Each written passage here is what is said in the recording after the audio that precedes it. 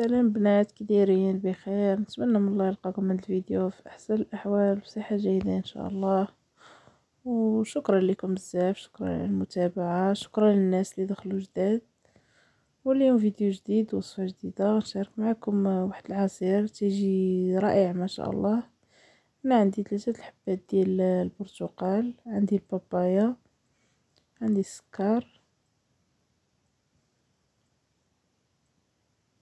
غنحتاجو دابا جاي رمضان ان شاء الله، الله يدخلوا علينا بالصحه والسلامه. نحتاجو العواصر فيهم في رمضان. هنا البابايا قطعتها على 2، غنحتاج نص ديالها.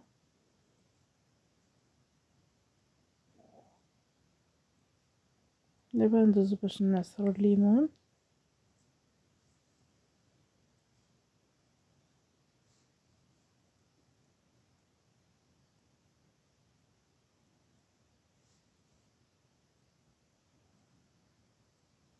نحاولو نعصروه مزيان.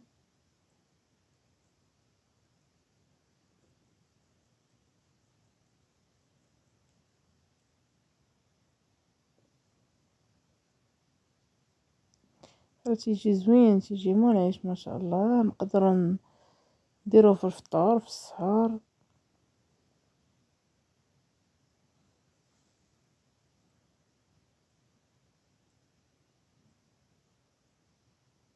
هنا غنحيد البابايا، غنحيد ليه الزريعه.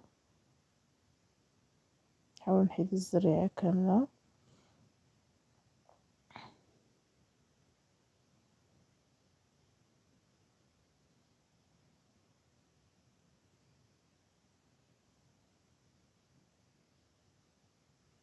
ومازال ان شاء الله نشارك معكم بزاف ديال العواصر تيجيو زوينين.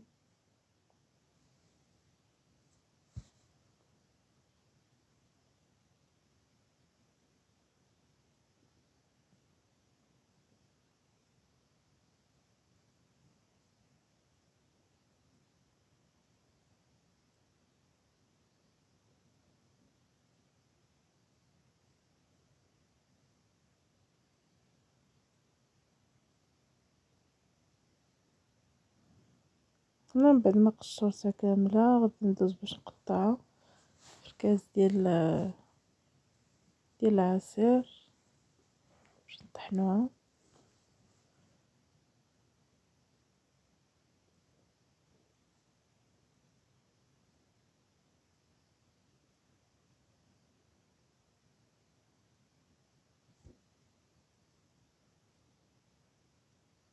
دابا غنضيف عليها عصير البرتقال.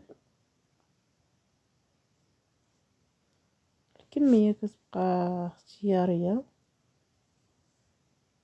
غنضيف السكر، ممكن تعوضوه بالعسل او بالتمر.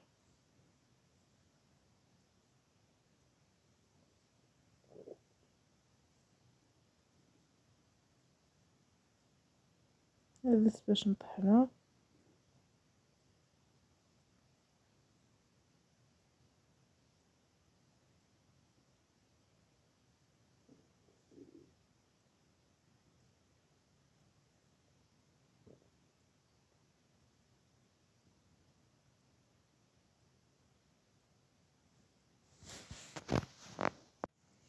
يا خواتاتي، من بعد ما طحن العصير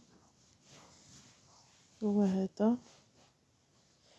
راه تيجي خاسر ما شاء الله كما تشوفوا. خليكم مع الشكل النهائي.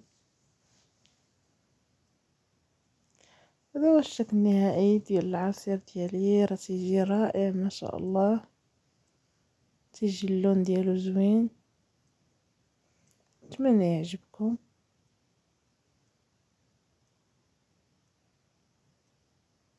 راه كما تشوفوا راه تيجي خاتر.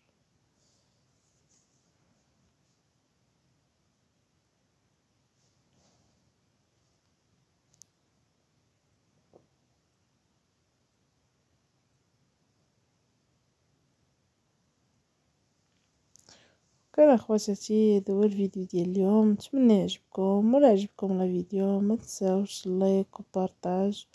شكرا لكم بزاف، فضلا منكم وليس أمرا. وبسلام عليكم إلى فيديو آخر إن شاء الله، مع وصفة جديدة وفيديو جديد إن شاء الله.